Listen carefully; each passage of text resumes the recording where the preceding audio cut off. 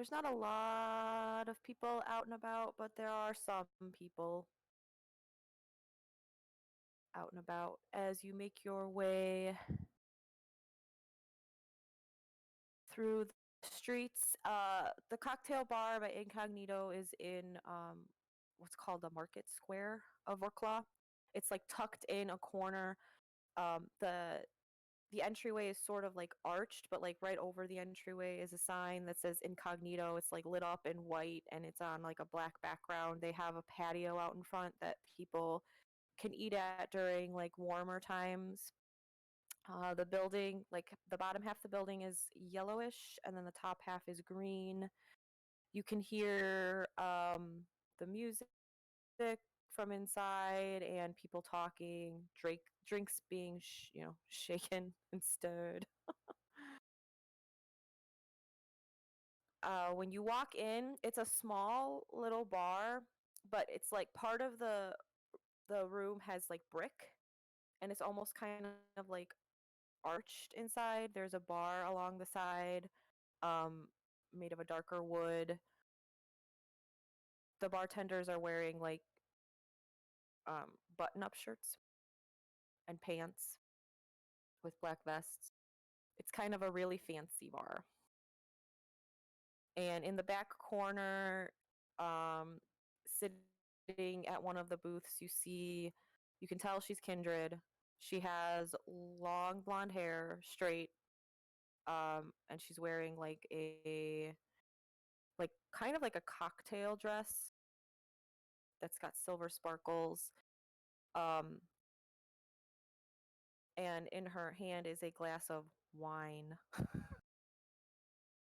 Well, she better And drink as soon it as quick you before guys, it gets cab over. right, as soon as all of you walk in, she looks right at you and doesn't stop staring. Do I get the impression there are any other kindred here? Bodyguards, adjutants? You do recognize one of the women who was with The sheriff. Nicodine. Yeah. Yeah, who was with the sheriff. She was the one with the long red hair. Cool. You notice her. She's standing not right next to Anka, who you're assuming is Anka, but she is standing like off to the side by the bar. We'll give her a polite little nod as we make our way over and wave absolutely friendly. Are there a lot of humans around? Like there's the staff, but... It's like there's the staff, but there are some humans around. It's not super crowded because it's still kind of early in the night, but there are some other people around. Just the same, I'm going to do my nice little masquerade act and just sort of walk over to Madam President's table. Mm-hmm. As soon as I'm there, just like the way that I'm physically acting suggests that I'm having a friendly conversation with somebody I know. But my words are a bit more subdued under the excellent choice of music, by the way. And just, Madam President. You must be William. Yes. My associates.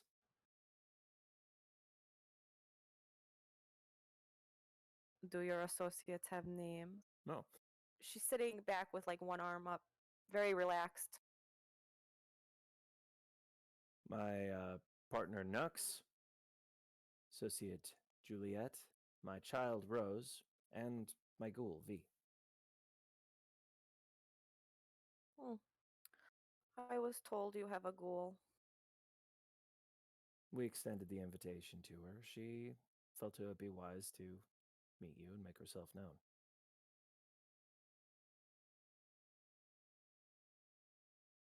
I am told you are the leader of this little group. Insofar as leadership goes, yes. I prefer to think of us as a democracy.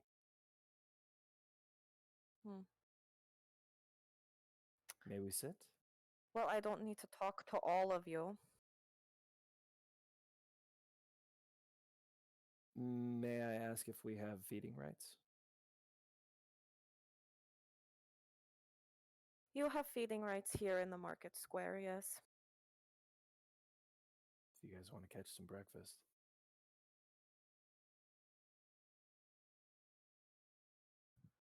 Everybody.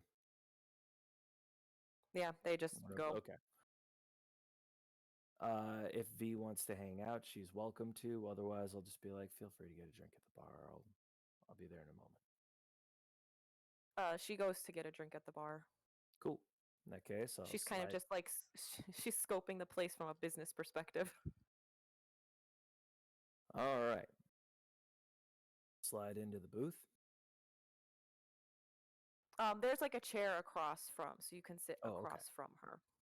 We'll sit there.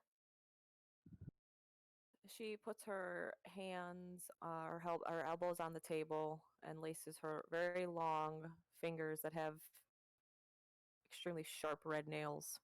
It's there, and she said, "So, why don't you tell me a little bit about yourself?" It's a very big book. What page would you like to turn to?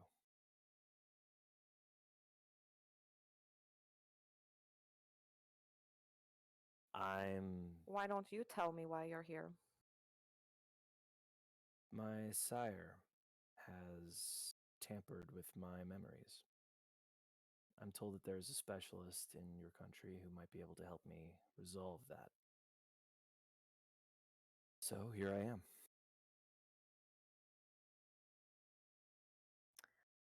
That's right, you're looking for Dr. Frank. And do you know how to find the doctor? Unfortunately not. Hmm. Nicodeme wasn't exactly forthcoming. I think he was waiting until you and I had met and you'd given your full approval, which I understand.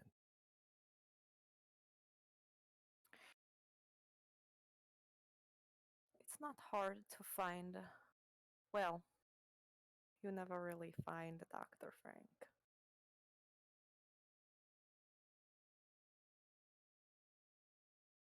No one has ever actually really seen the doctor. But to get in touch with Dr. Frank, you're going to need some money. I assume you have that. A bit. Not American dollars. I'm sure I can find a currency exchange. So if you want to get in touch with Dr. Frank, all you have to do is simply find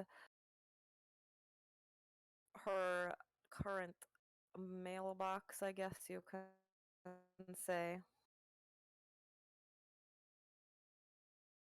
That seems like a needle in a It's haystack. usually here. Here, in this bar? Well, no. Usually it can be found here in the market square, really all over Poland. But specifically here in Vorkla, you'll find it here in the market square somewhere. You're going to be looking for a bolt, not a lightning bolt,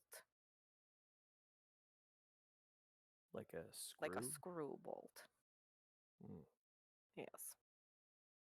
A literal one? No, there'll be a drawing. You'll be able to tell it's the right one because you'll be able to see it differently than humans. Ah. You just leave a note with what you want, along with some money. And if the money is enough, then one of her agents will leave another note for you to find.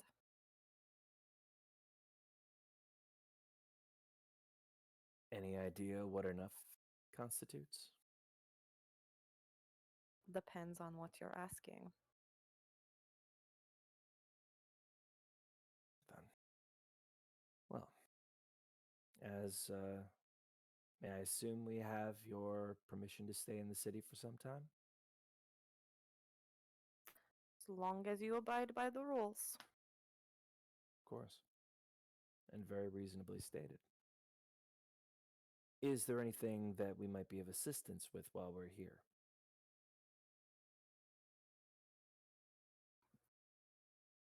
Not at the moment. Well, you have our information. If there is anything you need, or if you just want to chat about the world at large as far as I can share it, you know how to reach me. Yes, I do.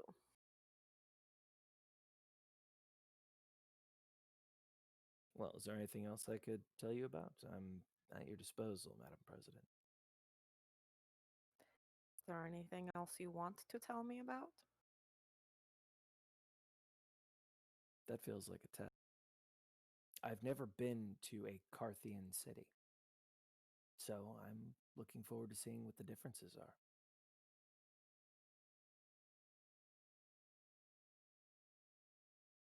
All right. Well, don't you have somebody to be looking for? I certainly do. Stand up. Madam President, thank you for your time and your company.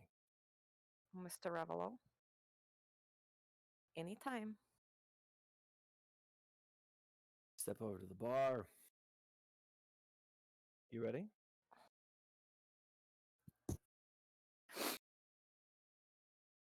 Sure. Settle her tab for her. Look over at the bailiff at the bar. Friendly nod. And off we go. She just stares at you. She doesn't nod back. Well, I do have striking looks, one. So when you walk out of the bar, there's like a little in like the middle of because the marketplace is kind of like there are two sections that are like open and then the buildings are like around it. Mhm. And then the one section you are in, there's like a tent sort of thing with like tables and chairs, and you can see Juliet is sitting on top of a table next to a table that Nux and Rose are sitting at. Nux is leaning back smoking a cigarette, and Rose is playing on her phone. Nice. Step outside. Okay.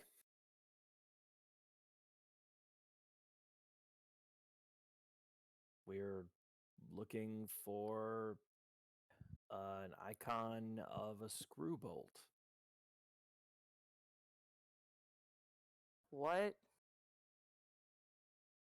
And then I leave a packet of money and a note there and hope it's enough.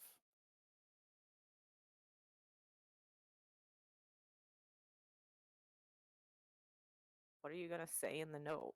Please tell me where the secret Ordo notes are. Uh,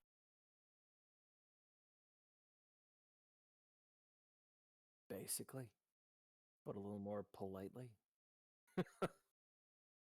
I represent a kindred who is seeking some notes which may be in your possession. You know, would you be willing to meet for further discussion and payment? First, we got to find the little drawing, which allegedly is the doctor's mailbox. Aside from that, I don't know. But the market square we're in is the feeding rights. That's where we can do our thing. So everybody knows. Well, we already fed while you were talking to the prince, so if you need to feed, then you should. I'm okay for now. Think we should probably start looking. Rose reluctantly gets up. Nux puts out his cigarette. Juliet gets up off the table. So do you think we should split up? Look together? just around here somewhere? I was thinking we should probably split up.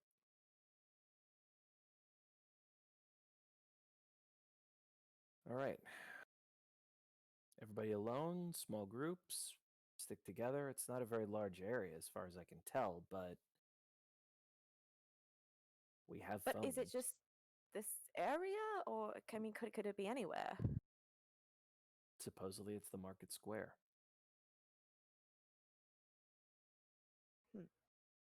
So there are like two separate areas that are each one's like a square and one's more rectangularly.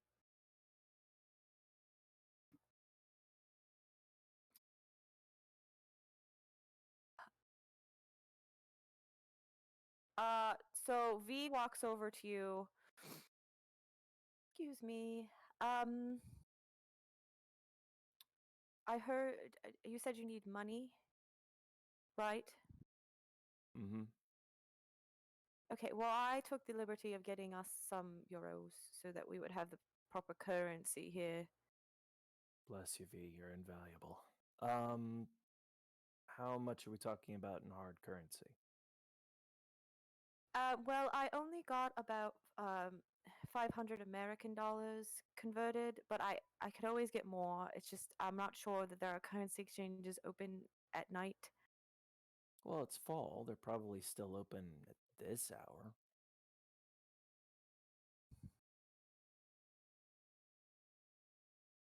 Would you mind looking into that?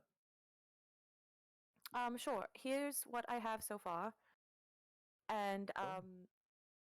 here's some paper and pen so that you can write your note. What would I do without you? All right. All right, so I'll go see if that currency exchange is still open. How much more do you think you'll need? Let me check my gear. Let's say 5,000.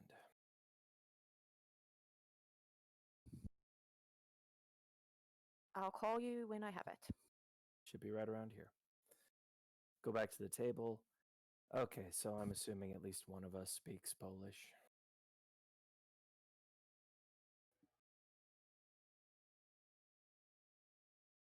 Juliet has already started looking like under the tables and like the chairs around this like little area. The pots that have the plants in, she's already looking. Okay, we did not prepare adequately for this, but let's just hope English is still a prevalent language everywhere. So sit down, write a note. Esteemed Dr. Frank, I represent a party interested in some notes you may have acquired during the last Great War. If possible, could we arrange a meet for the potential purchase of said documents? As a show of good faith and for your time, enclosed, I hope is suitable remuneration. Sign it W. Ravelowe, and underneath the hotel. Okay. It's actually, sorry, the paper that V gave you was hotel stationery. Oh, perfect. Okay. So just omit the name of the hotel then. Okay. Juliet comes back. So I don't see anything in this, canopy table section. Probably best if we just split up. All right then. We won't be too far apart if anything untoward should happen, so try to keep in sight of somebody else. Anything happens, meet back here. Okay. I'm gonna go over there to that other little squarish, rectangular area. Nice. All right. I'll try to keep in sight because I don't have a cell phone. V, make a note. We need a cell phone for Juliet.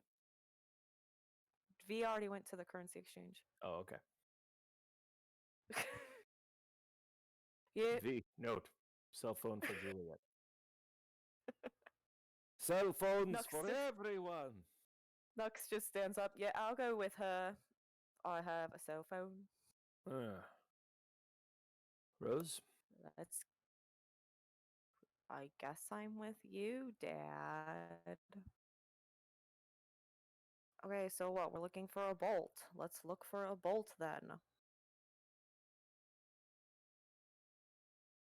All right. I guess it's time for what? Some perception checks, or Yes. what do you want to do? Perception checks. All right. Perception. 8 with 8 again. Unless you want to go with investigation. I feel like you're not really investigating, you're more looking. So I feel like that's more perception based. Okay. All right. So 8 with 8 again. Okay, and Rose.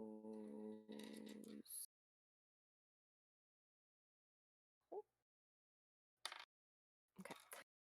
So you start walking around the square, and you decide to have Rose look in the center while you look at the buildings going in a clockwise motion. Mhm. You don't see anything in this little square, so you decide to move over to where Juliet and Nux went. When you walk over there, they're not in the area they said they would be in. Like, they're not visible, but I mean, they could have gone somewhere else because the market square it's not just like that little area. So they could have decided to go somewhere else. As you walk over towards the area that they were supposed to be in, you pass a bank and you see on the ground a statue of a dwarf getting money out of a pretend ATM on the side of the like by the wall of the bank. And on the dwarf's hat, you can see a bolt, and with your vision, it glows a little. Text everybody. Found it. Okay. So Rose walks up to you. Oh yeah, that's the Vorclaw dwarves. Been doing some reading up. Yes. Tell me about them. They're like these little statue of dwarves, and they're all over, and it's like a big touristy thing to take pictures of them, I guess. Cute. Like the bulls in Chicago. Or Sure. cows, anyway. All right, well, do your thing, Dad. All right. Is there anywhere around here that it looks like I would put the envelope? I mean, it's at an ATM, but I don't. Does the ATM appear to be broken? So the ATM, the dwarf is so it's like a really little dwarf. It's just a little dwarf statue. Okay. The ATM's not real that the dwarf's at. It's just part of the statue. Oh. Okay. Yeah. Yeah, it's like a pretend ATM. Like, it's really small, and it's like a little there's like a little door with little steps, and then to the right there's like a little ATM with this little dwarf, but he's got like money in his hands. He's like holding it up like this, so like you could feasibly tuck the note there, or like even between his feet and the wall where the ATM is, the fake ATM. Okay. Let's see. Is there You're probably gonna want to not just leave the money like out in the open. You might want to wrap it in the letter. Yeah, that was the plan. I was gonna like tuck it in an envelope and leave the envelope there.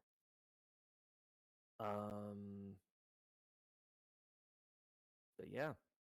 So I will. You could also try, like, so the little statue. It's on like it's like on a block and the block is like into the wall. You could feasibly stick the envelope in between the block part of the whole sculpture and the wall That also. seems smart. All right. I will wait until V comes back with an envelope of money. Okie dokie. You wait for a few minutes, and V comes back with an envelope of money. Perfect. Tuck the note in. All right. Zip. And making sure nobody's around, like to see me doing it, so that some inquisitive mortal's like, oh, I wonder what the moment about. Just tuck it in there. Okay. I'm gonna go get a cell phone. I saw a store that I can get a cell phone at, so I'm gonna go ahead and do that. Excellent. Okay. While you after you tuck the envelope in, and then V walks away, you notice across from you there is a young man with like his hair is like gelled back. It's blonde. He's got on dark pants and like a dark button-up shirt that's like half unbuttoned. And he's like leaning against a wall, pretending that he's looking at a cell phone, but you can see he's really looking at you too. I flash him a subtle little. You could tell he's kindred. He doesn't move. He stays there, but you notice that leaning a few buildings down to your left, there is a young girl who's got like really long dark hair. She's wearing like tight jeans and a leather jacket, like combat boots. Her hair looks a little like unkempt, and she's also staring at the two of you. To your right, you see another girl. She has like purple hair, and it's up in like two like messy buns. She has dark hair, and she's wearing like a plaid skirt with like a few belts on them, and a tank top with a hoodie. Straight up anime character. Got you. Yep.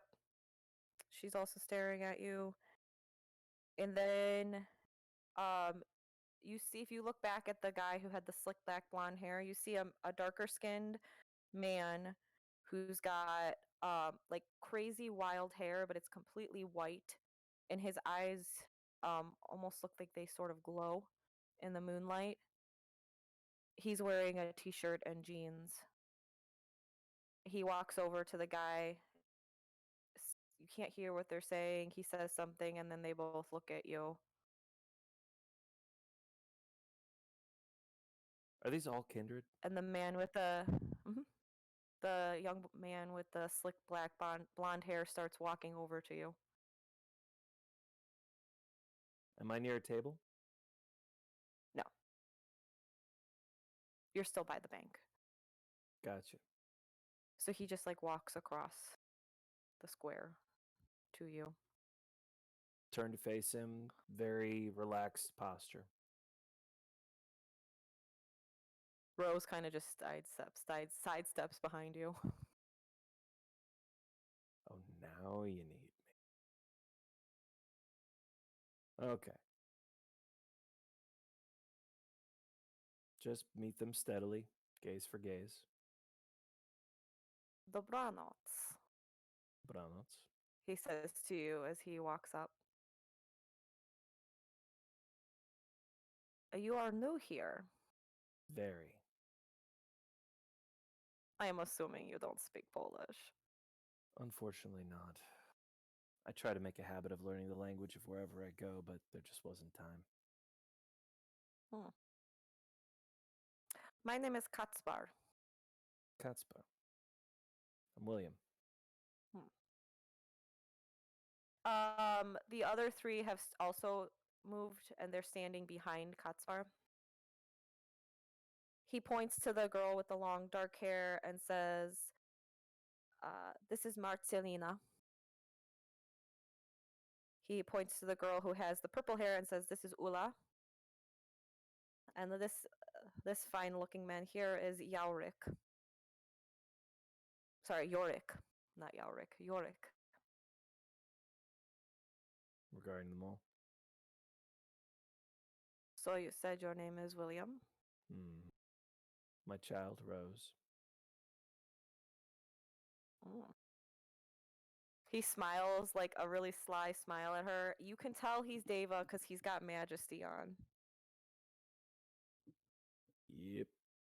And he just like kind of goes around you, holds out his hand. She puts her hand in his and he like kisses it as he like bows slightly and he says, "Jesteś piękna." And she's just kind of like, "What the hell?" "It means you are beautiful." She's all, I know. She's like sort of like,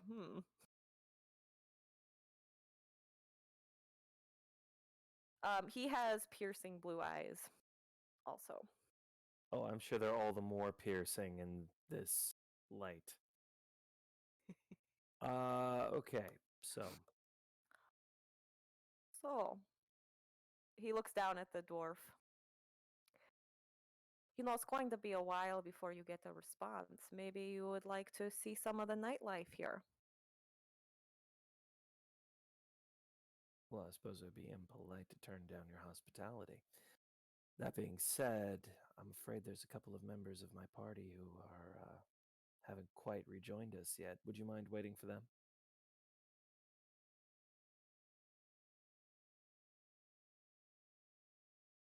I mean, we could wait, but the longer you stand around here, the longer it is going to be for you to get a response.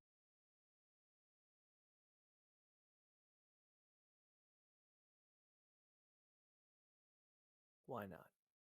In my pocket, I am flipping on my phone to Google Map tag or whatever, and I'm basically sending my location to, Okay. and I'm basically just like sending my location to Nux. You are brought to a building that has black windows and in white it says One Love Music Club, like white glowing letters, and then there's like a heart that's got a bunch of like squares in it. How Tron. um when you go in, it's like in the basement, and it's like a kind of like factory style club where there's like the big round vents, I think they are, like on the top.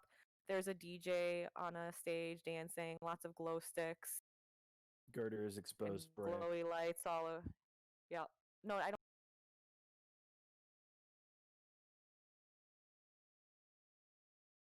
Yeah, it's not brick. The walls are like black, but you could like the whole ceiling is exposed to all the ductwork, like all the ductwork and everything. Do you like the But club? it's I not. love the feeling of being inside of a machine. It's not brick. The bar is more modernish. It's like the top of the bar is like, oh, like has white light. So it's like the top of the bar glows. You've got like stainless steel bar stools. Um, and then there's like a section where you can like sit with tables, and then there's like the dancing floor close to the bar. Light up panels under the feet. Yep. No, there's no light up panels, but it's kind of like, it's like think like that kind of feel. Yep. So when you go to walk in, the bouncer just kind of nods at Kotspur, and like you guys are all allowed to just go. So they kind of like walk in, and then they go sit at a table that's off to the side and looks like it's reserved, but the four of them go sit down. All right. Follow in kind. Kotspur gestures for Rose to sit next to him. I am nervous about that, but it is entirely her prerogative. She kind of like looks at you to see like, do I do it? As you like. She goes and sits down next to him. Who am I sitting next to? There is a spot next to Marcelina. She's the All right. girl with the longer, darker hair who had the leather jacket. Mm, Not the anime one. right.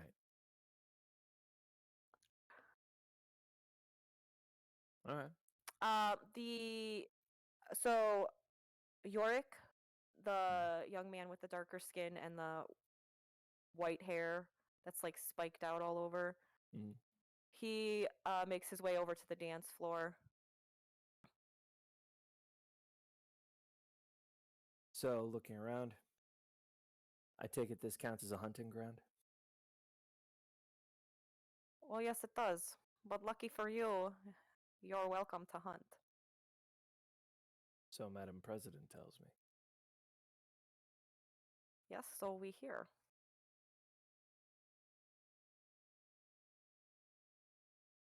So, how do you pass your Requiem? You know, this club, that club.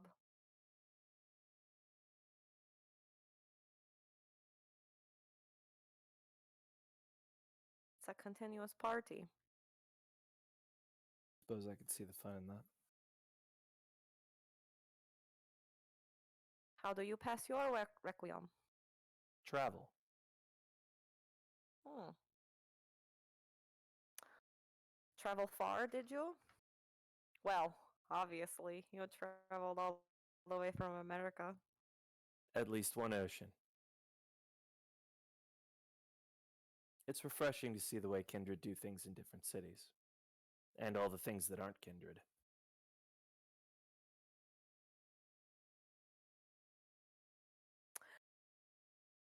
Well,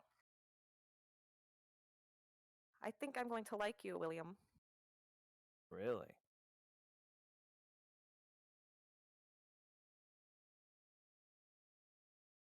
There's like tension I think here, so. and I don't know how to You play it. don't. I think it's because William's out of his comfort zone. Serious. That's actually a really good point. Yeah. This is not William's scene. It is not William's scene. This is the kind of place I get into to like either shake somebody up or feed, and then I get back to like reading a book or pursuing a criminal or some crap. Yep. Oh boy. How do you have fun every night? Was that a real question? No, but I would ask, I gotta wonder, don't the clubs get old after a while? Why would the clubs get old? There's so much energy here. I suppose. And you know, you'll learn all the best secrets at the clubs. Really? Oh, yeah. But what do you do with them? Well, now I know you're not that young. You know what kindred do with secrets. It's currency. Sure. But what do you spend it on? Favors here and there. For what?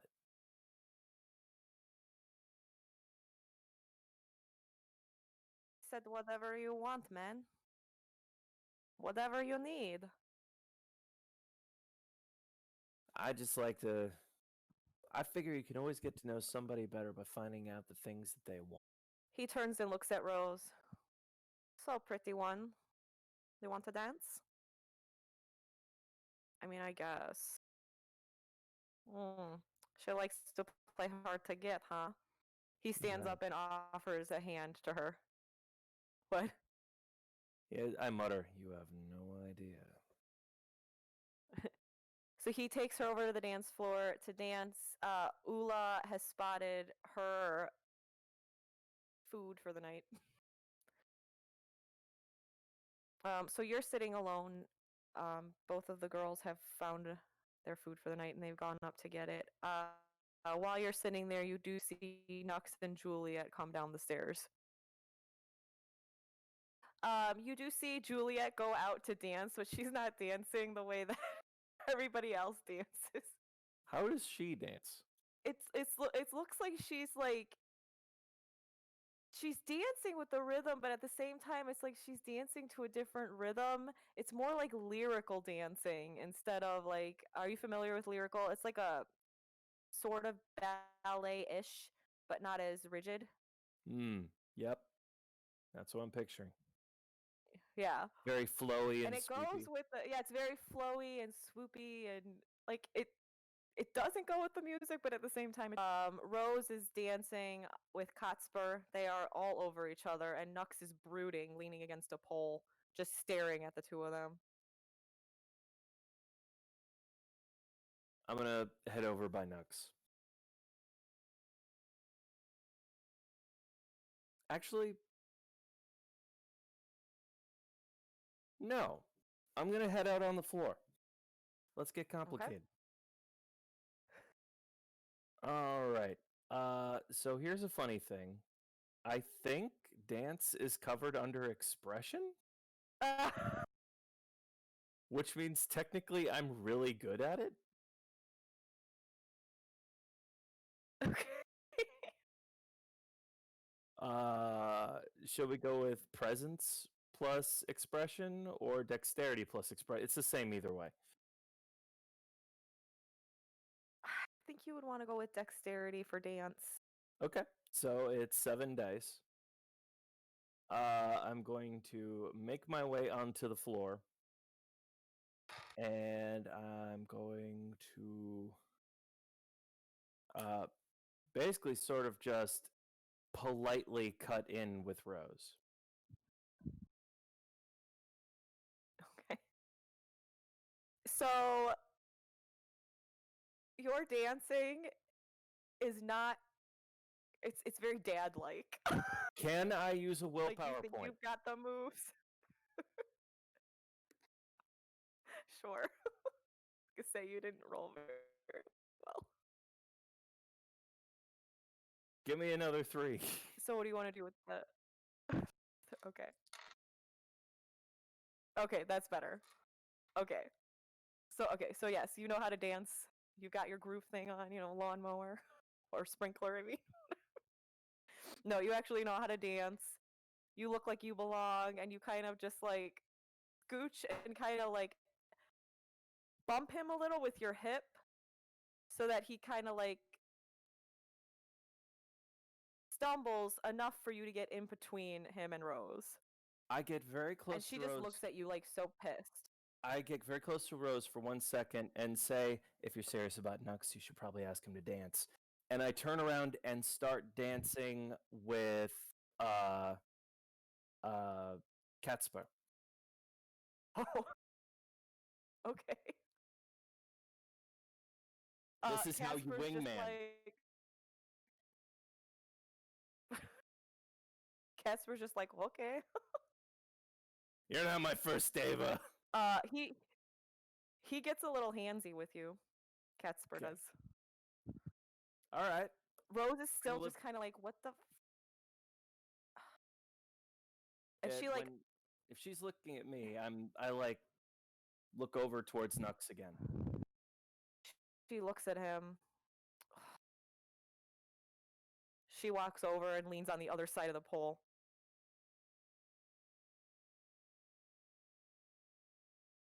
Okay, I am straight up going to take Katspar's hand, spin him, and deliver him to someone else and exit the floor. While you are sitting at the bar, Yorick goes ahead and sits next to you. You might want to go check on your note. I don't suppose you work for Dr. Frank, do you? No. He turns around and walks away. Gotta love the locals. Before you leave, Kotspar does stop you and says, so if you need anything, you can just ask for us. bear that probably in mind. better if you use the Polish name for what we call ourselves. Which is?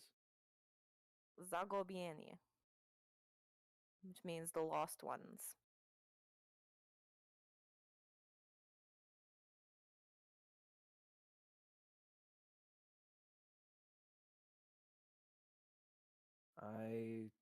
You can usually get a hold of us through Anka.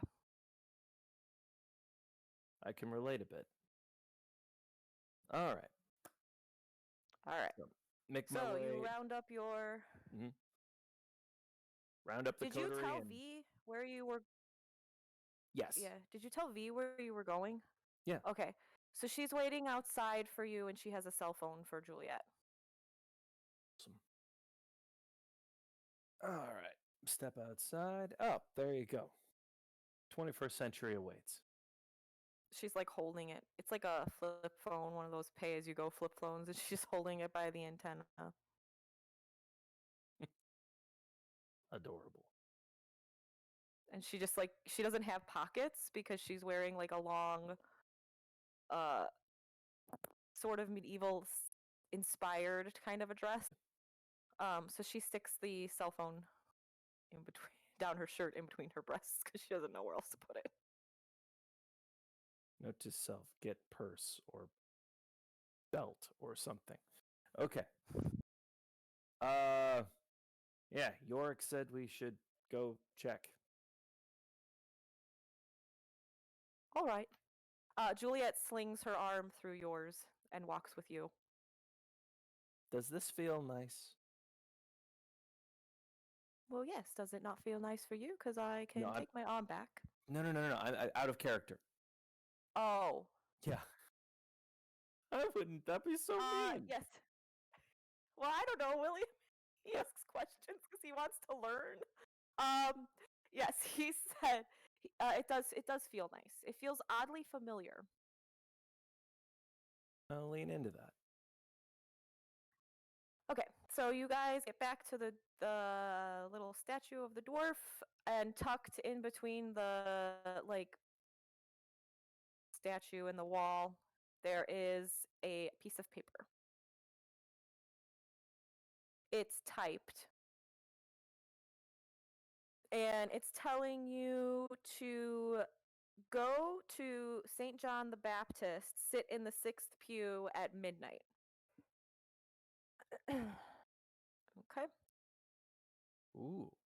I have received a few pictures from my GM of the Cathedral of St. John the Baptist, and it is very pretty. Pretty. So you get to the do you want V to come with you? Do you want her to go back to the hotel?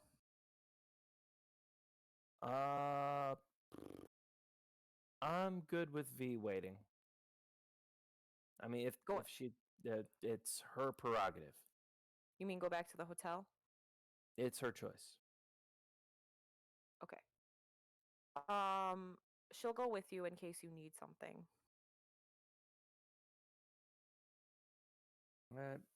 Stepping so in. You get to the cathedral. It's a very tall red brick building that has like the 2 pillars and then like the smart, I guess, sort of Notre Dame-ish. Yeah. Notre Dame-ish, I mean. Twin spires. Yeah, twin spires. Teal kind of like peaks that reach up to the top with crosses on them. Very elaborate tan brick archway. Let's see if okay. When you walk in, it's very old Gothic church-like. Stone, arches, elaborate stonework on either side.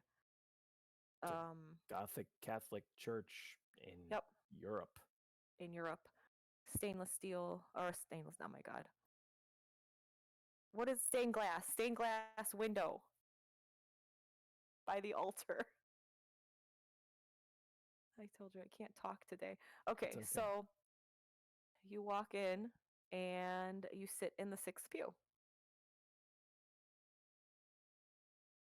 There's nobody really here. It's very quiet. The lights are pretty much dim. Most of the light is coming from candles. So you guys are sitting there, and at midnight, you hear the bells ring. The door in the back open, and a woman walks in with like a black veil over her face, and she's wearing like a long black dress. She's carrying rosary beads in her hand, and she walks up to the front where there's like candles you can light, kneels down, lights the candle. What is your perception again? I think it's 8 with 8 again. Scrolling up to double check. Yes, 8 with 8 again.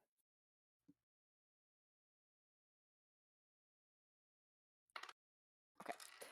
You notice that as she is praying by the candle, she slips a piece of paper underneath the candle that she just lit, makes a sign of the cross, gets up, and walks back out without even looking at you guys. She seemed kindred? Not really. Not really is an interesting answer. She's left. Go up. Take a look at the paper. So the piece of paper says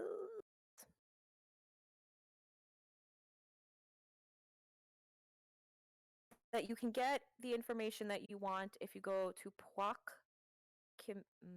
Kamienisz in Kłodzko, Poland. Road trip.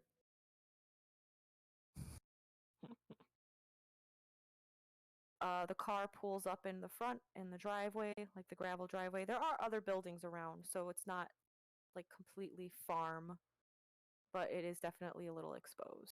Okay, so a young man comes and opens the door for you. You guys didn't bring any bags, but he says, "Please follow me." I am assuming you are Mr. Ravelowe. Same.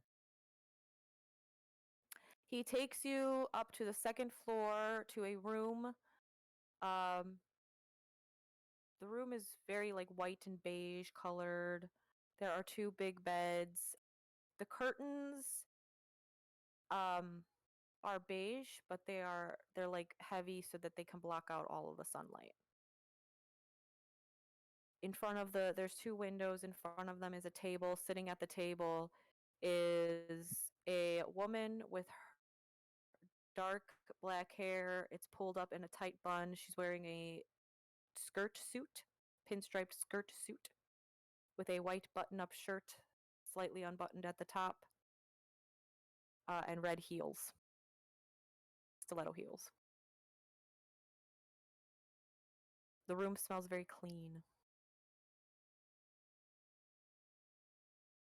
Once you're all in, the gentleman closes the door behind you.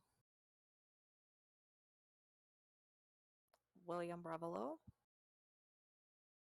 Dr. Frank? No. She stands up, walks over to you, and extends her hand with her long, pointy, red nail-polished fingers. I have the distinct impression she's going to take some of my blood somehow with this handshake. But I take her hand. She doesn't. My name is Kasia. Kasia. I work for Dr. Frank. An enjoyable enterprise, I hope. It has its perks.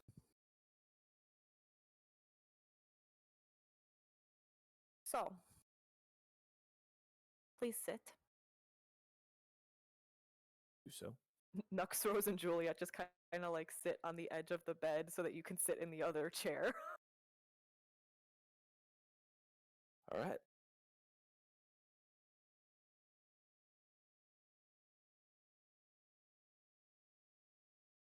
So She pulls out, there's a briefcase on the floor, and she pulls out like a leather portfolio, opens it, and puts a piece of paper in front of you.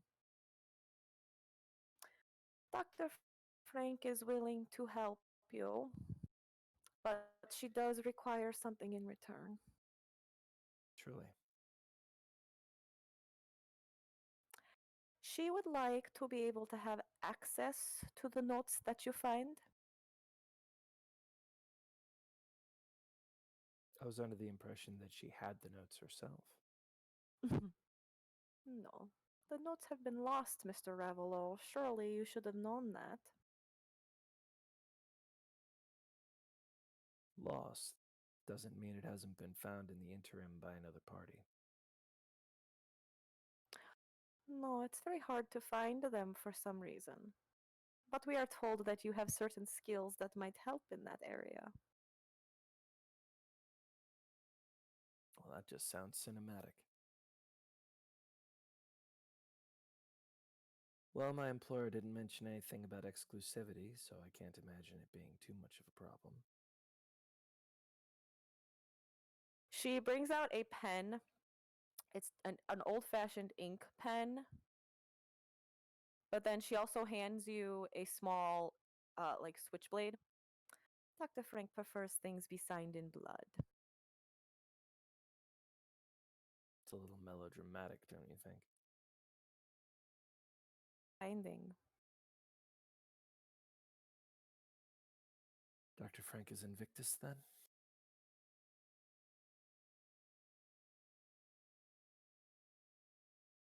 Frank is not necessarily put into a category. Thief of all kinds of secrets. Well.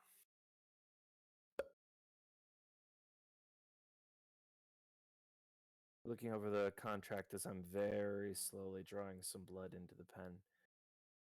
Contract, I assume, is simply worded? It's very simply worded because Dr. Frank wants to make it known that Dr. Frank is not trying any tricks. So, I mean, it's basically just says that, you know, that you have certain protections by working for Dr. Frank.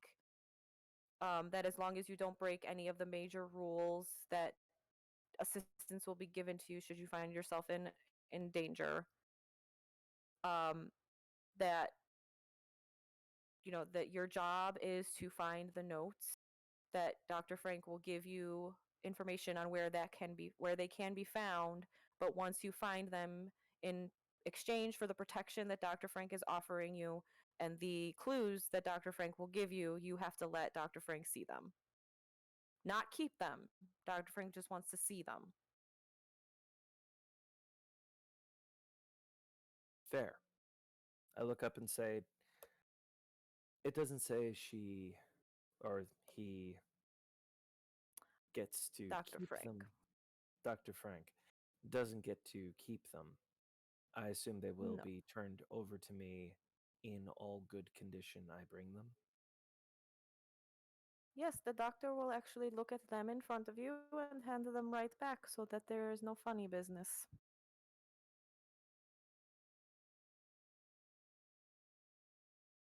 And this contract comes to its termination upon delivery and return of the papers, yes? Yes. All right, then. Has Frank already signed it? Mm-hmm. All right. The woman takes the contract, puts it in the portfolio, sticks it in her briefcase, stands up and says, well, you're probably going to need your rest for tonight. So you will get your clue tomorrow morning. She stands up and walks out. Look over at the others. Well, this is surreal.